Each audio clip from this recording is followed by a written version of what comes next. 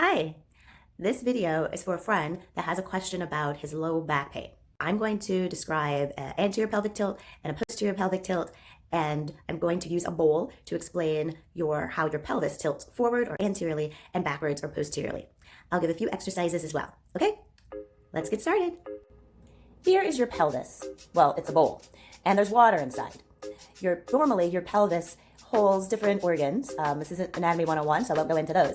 But when you have an anterior forward pelvic tilt, your pelvis, or this bowl, you are tipping the pelvis forward and spilling water out of your pelvis. Now, the opposite holds true if you tilt the pelvis back or you have a posterior pelvic tilt, the water comes out the other side. I won't tip that all the way out. Now, let's talk about some exercises. I'm just going to move my arms so that you can see my pelvis a little better. Okay? I'm going to cross them over my chest. So, first is the anterior pelvic tilt. So, you're just going to start laying on your back, knees bent, feet flat on your mat, and this should be a comfortable position for you. You might have a small space between your back and the mat. The space size is dependent on how large your anterior pelvic tilt is to begin with. So starting from here, show you an anterior, even more excessive anterior tilt would be me tipping my pelvis here forward. So now we're going to try to get out of this by going back to the position we started at and then continuing to roll the pelvis or press the low back into the mat. You may even get to the point where your bottom lifts a little bit off the mat. But as you can see now, my back is completely flat against the mat. And then come back to your start position. So we're going to go from your start position to a posterior pelvic tilt. And again, from your start position to a posterior pelvic tilt. To quick review, this is anterior pelvic tilt, tipping my pelvis forward or the bowl going forward, and a posterior pelvic tilt, tilting my hips back. Now an exercise to continue with the posterior pelvic tilt is going to be continuing to press your low back into the mat, keeping your tuck of your pelvis as you lift up so that you're on your shoulders. Just my shoulder blades and my shoulders are on the mat. Now from here, keep that tuck. Keep your hips tucked under you as you roll down, trying to touch one bone, middle back, then low back, then your tailbone, and going back into your start position. So again, so you can see my pelvis a little better, I'm going to pelvic tilt posteriorly or backwards as my back flattens against the mat more, keeping that tilt as I roll up into what you call a bridge, and holding the bridge, keeping your pelvis tucked. You almost are wanting to get to a straight line from your shoulder to your knee.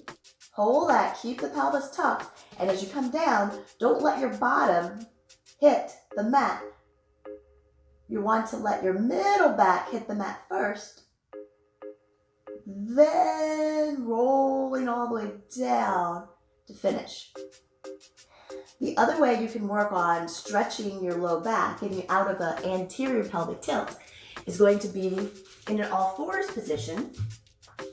I call this the meow and the moo. Start with a straight back, like someone could put that bowl on your back. And we're going to meow first. Obviously, it's what a cat does.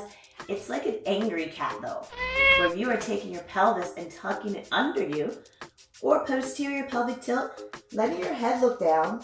It's like you're looking at your belly button. And reverse that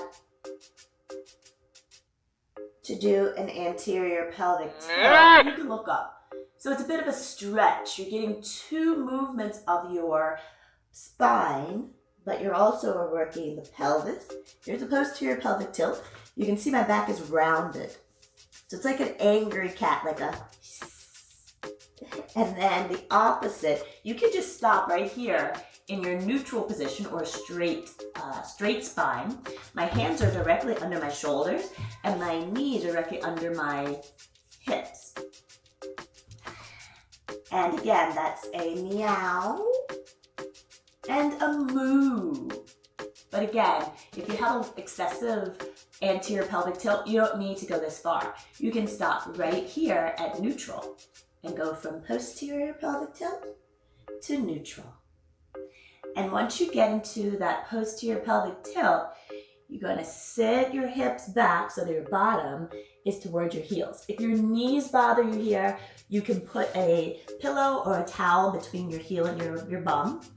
But you want to keep that posterior pelvic tilt as you sit back and then let your body stretch forward.